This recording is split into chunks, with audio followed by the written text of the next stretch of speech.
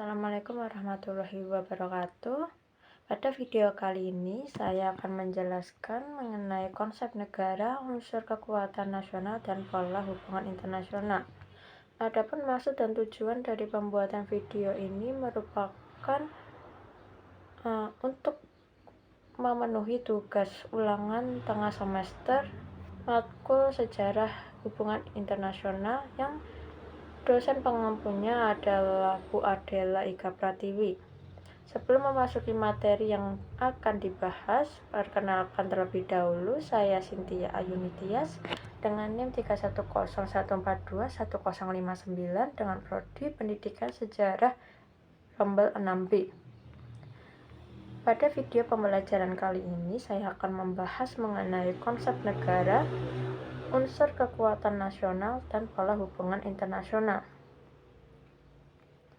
Awal pembahasan yang akan dipaparkan kali ini adalah konsep negara, bangsa, dan negara bangsa.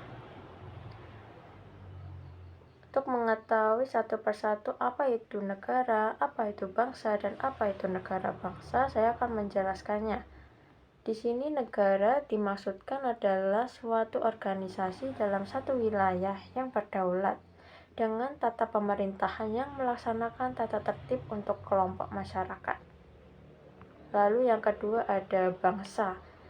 Bangsa ini diartikan sebagai sekelompok penduduk dengan pandangannya yang dapat menghubungkan dengan yang lain dan tidak terikat oleh wilayah, atau dia ini berdiri sendiri dengan beberapa bagian-bagian yang mendiami suatu negaranya. Lalu ada negara bangsa. Negara bangsa adalah satu teritorial negara dengan penduduk yang menyatakan sebagai suatu bangsa. Lalu ada di dalamnya terdapat batas wilayah yang dikuasai dengan kedaulatan yang membedakan antara negara bangsa yang terdapat dalam bentuk negara bangsa masa lampau. Sehingga kita dapat mengetahui adanya perbedaan dari negara bangsa di masa lampau dan negara bangsa yang telah ada saat ini atau negara bangsa yang telah modern. Lalu selanjutnya adalah di sini ada tampilan mengenai Konvensi PAN Amerika. Nah, sebelum membahas Konvensi PAN Amerika, kita akan membahas kenapa suatu negara dapat terbentuk atau bagaimana cara suatu wilayah ini dapat menjadi negara. Kita akan membahasnya yaitu agar suatu wilayah dapat menjadi sebuah negara, maka diperlukan beberapa unsur-unsur yang melengkapinya atau mendukung persyaratannya. Unsur-unsur ini diantaranya adalah adanya penduduk, adanya wilayah tertentu, adanya pemerintahan, dan adanya pengakuan kedaulatan dari negara lain. Unsur-unsur tersebut yang telah saya sebutkan tadi telah dirumuskan melalui Konvensi PAN Amerika yang terlaksana di Montevideo pada tahun 1933 oleh Presiden Amerika Serikat yaitu Franklin Delano Roosevelt, yang gambarnya ada di sebelah kanan ini. Dalam Konvensi Montevideo ini membahas mengenai hak dan tugas negara yang merupakan sebuah traktat yang ditandatangani pada tanggal 26 Desember 1933 di Montevideo, Uruguay. Nah, setelah mengetahui bahwa melalui Konvensi Montevideo ini dapat merumuskan sebuah unsur-unsur terbentuknya suatu negara, kita akan membahasnya lebih dalam, yaitu pada unsur-unsur negara. Unsur-unsur negara sendiri yang pertama tadi yang telah saya sebutkan adalah satu, rakyat. Rakyat adalah sekumpulan manusia yang dipersatukan oleh persamaan yang mendiami suatu wilayah tertentu. Dengan satu persamaan tersebut akan menjadikan keterikatan yang lebih erat kembali, sehingga tidak akan menimbulkan suatu permasalahan di antara setiap manusia-manusia yang ada di situ. Lalu yang kedua ada wilayah. Wilayah diartikan sebagai unsur negara yang sangat penting, karena jika tidak ada wilayah, negara tidak akan dapat menjadi tonggak tersendiri untuk penduduk itu dapat menetapi di wilayah tersebut, karena penduduk ini akan terombang-ambing, bingung dengan negara mana yang mereka tempati. Nah, dengan tujuan adanya wilayah ini, kita dapat mengetahui batas-batas teritorial yang jelas dari negara tersebut, di mana batas-batas teritorial ini mencakup adanya daratan, perairan, dan udara. Lalu yang ketiga ada pemerintahan. Pemerintahan merupakan suatu perangkat negara yang memiliki tugas memimpin organisasi negara. Hal ini ditujukan untuk mencapai tujuan bersama dengan didirikannya sebuah negara melalui pembentukan penetapan hukum, melaksanakan ketertiban, dan mengadakan perdamaian. Lalu yang keempat ada pengakuan kedaulatan dari negara lain. Pengakuan kedaulatan dari negara lain ini bukan merupakan unsur yang penting untuk terbentuknya sebuah negara. Hal ini dikarenakan unsur ini memiliki sifat yang tidak mutlak karena ditujukan untuk menerangkan tentang adanya negara, sehingga hal tersebut termasuk ke dalam deklaratif saja. Nah, dari pengakuan suatu negara ini memiliki dua macam, yaitu ada de facto dan ada de jure. Pengakuan de facto adalah pengakuan atas fakta adanya negara, dan pengakuan de jure adalah pengakuan akan sahnya suatu negara atas dasar pertimbangan yuridis menurut hukum.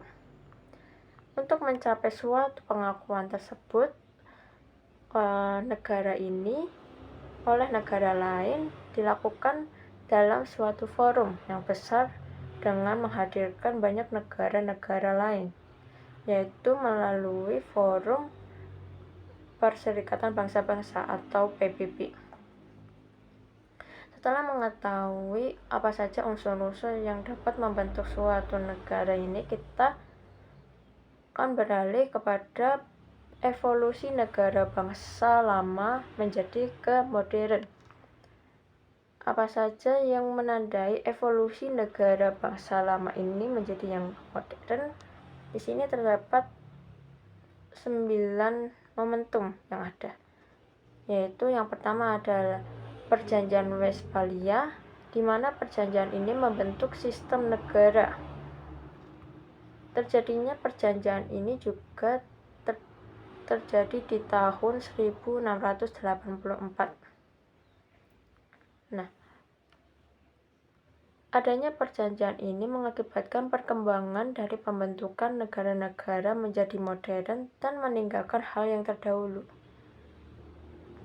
Melalui perjanjian tersebut pula, banyak anggapan dari para ahli yang menyatakan bahwa melalui perjanjian ini melahirkan bentuk sistem negara modern, karena perjanjian Westphalia ini membuka sejarah baru bagi konstelasi politik di benua Eropa dan bahkan dunia, di mana dari perjanjian ini menandai adanya otonomi negara-negara atas negara induk Imperium Romawi, dan pada saat itulah negara-negara modern yang berdaulat mulai terbentuk dan susunan masyarakat internasional yang baru didasarkan oleh negara-negara nasional dan tidak lagi berdasarkan pada kerajaan, imperium, dan gereja. Lalu yang kedua ada peristiwa negara-negara Eropa yang memperluas dan mengembangkan kekuasaannya dengan membentuk daerah-daerah koloni. Adapun contoh yang dapat kita lihat yaitu di negara Indonesia yang menjadi suatu negara koloni dari beberapa negara Eropa. Contohnya saja ada Inggris, Portugis, Prancis, dan Belanda. Lalu yang ketiga di tahun 1765 sampai 1779 ada dua peristiwa yaitu Revolusi Amerika Serikat yang terjadi di tahun 1765 sampai 1783 dan Revolusi Prancis yang terjadi pada tahun 1789 sampai 1799, di mana dari kedua peristiwa tersebut menjadi awal hadirnya tatanan dunia baru yang melahirkan negara bangsa atau nation state. Negara bangsa inilah yang kemudian menggantikan segala bentuk pengelompokan masyarakat dunia, yaitu imperium, kekaisaran, negara kota atau city state, serta bentuk-bentuk agen kuasa lainnya yang sudah dirasa usang dan perlu diganti, bahkan jika perlu melalui kekerasan atau dengan rumusan baru yang lebih menjanjikan. Untuk mengetahui lebih dalam lagi kenapa sih bisa terjadi revolusi Amerika dan revolusi Prancis ini. Nah, revolusi Amerika sendiri terjadi karena dominasi dari pihak gereja yang lebih kuat, di mana mereka ini menanamkan doktrin-doktrin yang sangat ditentang, sehingga memunculkan adanya masa pencerahan. Lalu untuk revolusi Prancis sendiri terjadi karena adanya tindakan yang tidak adil yang dirasakan oleh kaum bourgeois dan oleh kaum elit, sehingga mengakibatkan terjadinya pemberontakan dari kaum buruh kepada kaum elit dan juga Raja Louis yang ke-16 pada saat itu. Untuk peristiwa revolusi Amerika dan Prancis ini banyak juga dari para ahli yang mengatakan bahwa dari peristiwa tersebut terbentuk negara baru.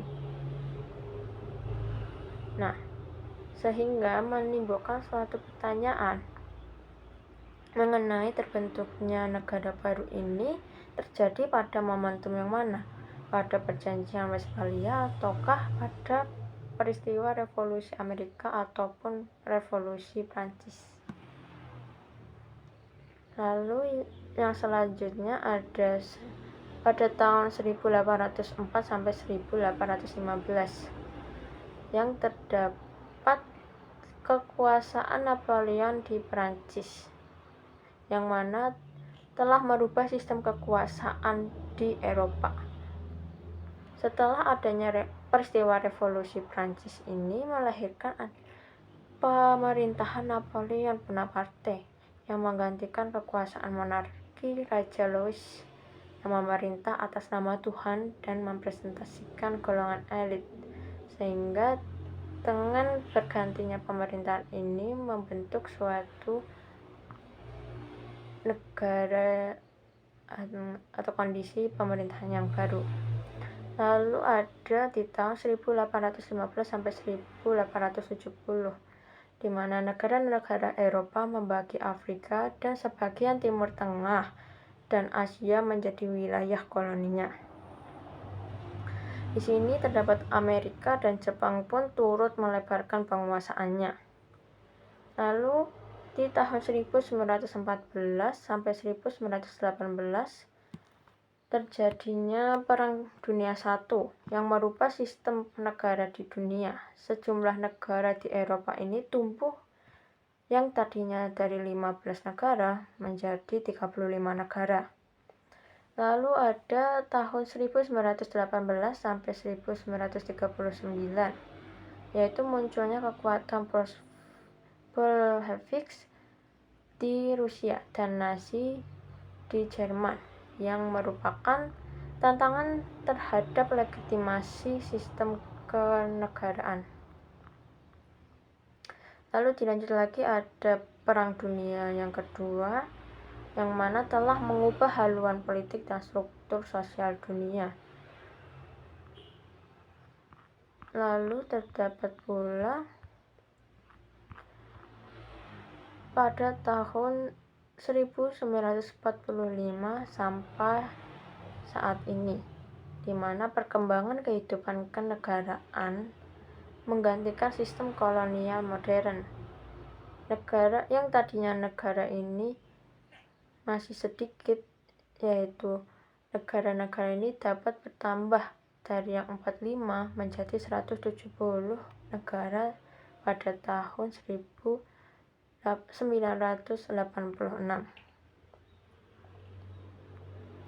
Nah, di sini ada susunan dari kekuatan nasional.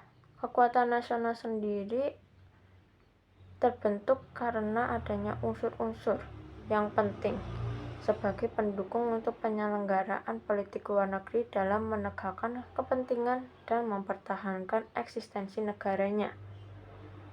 Terdapat 3, yaitu ada rakyat, ada pemerintahan, dan ada wilayah.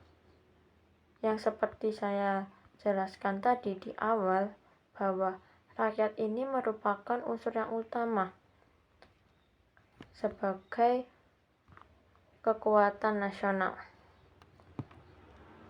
Lalu yang kedua ada pemerintahan, yang pada dasarnya ini merupakan organisasi, karena tanpa pemerintahan, unsur rakyat dan wilayah serta kekayaan yang dikandungnya tidak dapat menjadi negara.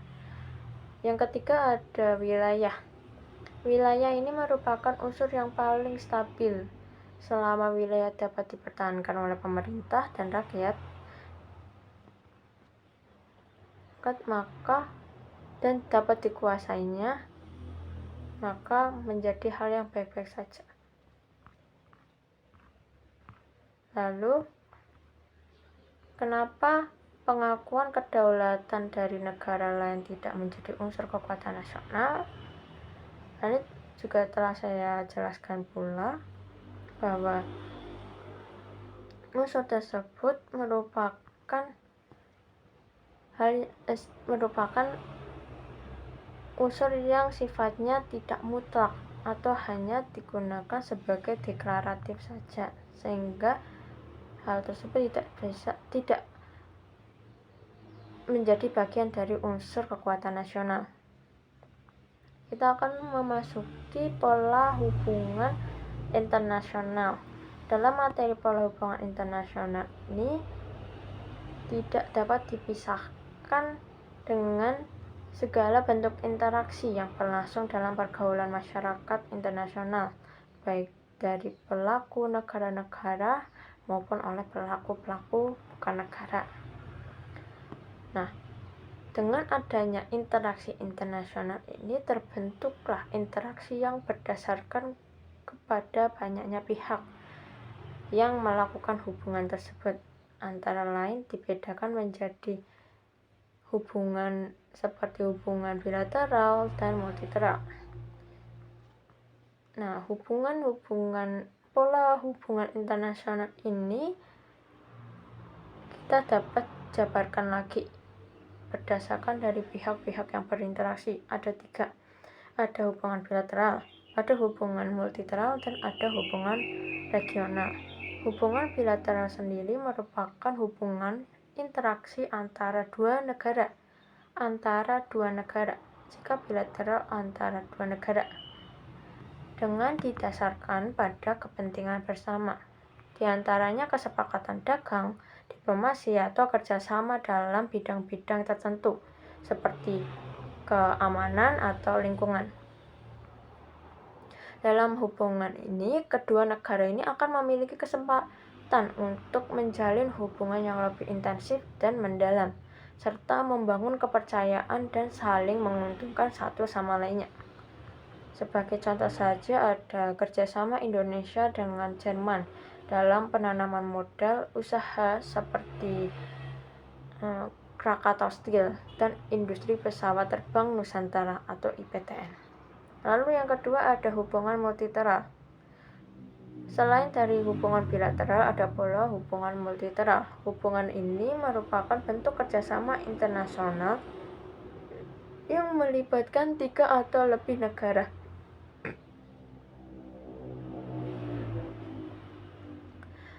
Jika tadi bilateral melibatkan 2 negara, maka multilateral ini melibatkan 3 atau lebih negara dengan tujuan bersama untuk mencapai hasil yang diinginkan.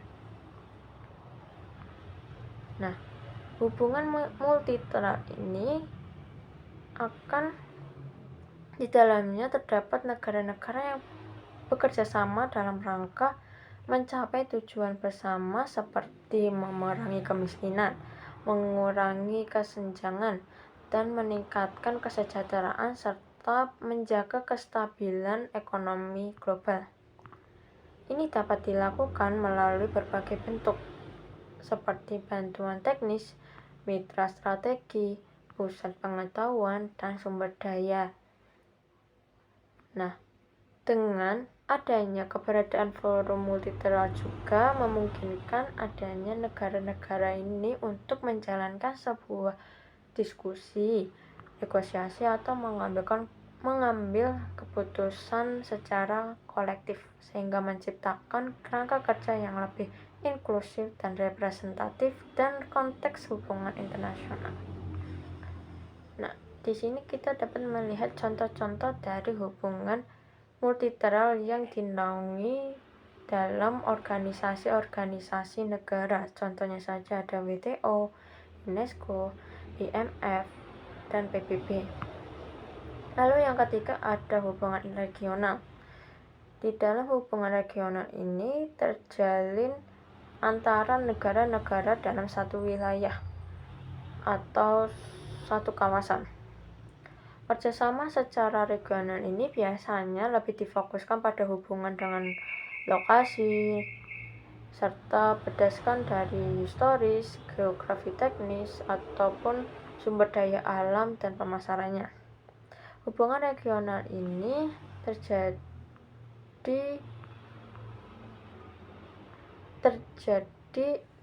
dengan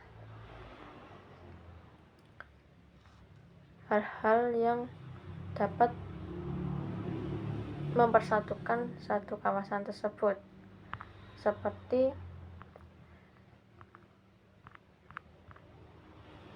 yang dicontohkan adalah ASEAN atau APEC. Nah, dari negara-negara yang memiliki satu kawasan geografis ini mengikuti beberapa persyaratan, yaitu ditujukan untuk mencapai tujuan yang sama, seperti meningkatkan kesejahteraan, keamanan, dan kesejahteraan bersama. Dari hal tersebut, kita dapat mengetahui bagaimana sebuah hubungan internasional ini terjalin di antara negara satu dengan negara lain. Bagaimana bentuk negara yang tadinya masih berbentuk kerajaan kekaisaran menjadi bentuk negara yang lebih modern, yaitu nasional. Itu saja yang dapat saya sampaikan. Semoga video kali ini dapat bermanfaat dengan informasi-informasi yang telah saya sampaikan. Apabila terdapat kesalahan dalam pengucapan kata, saya mohon maaf. Saya akhiri. Wassalamualaikum warahmatullahi wabarakatuh.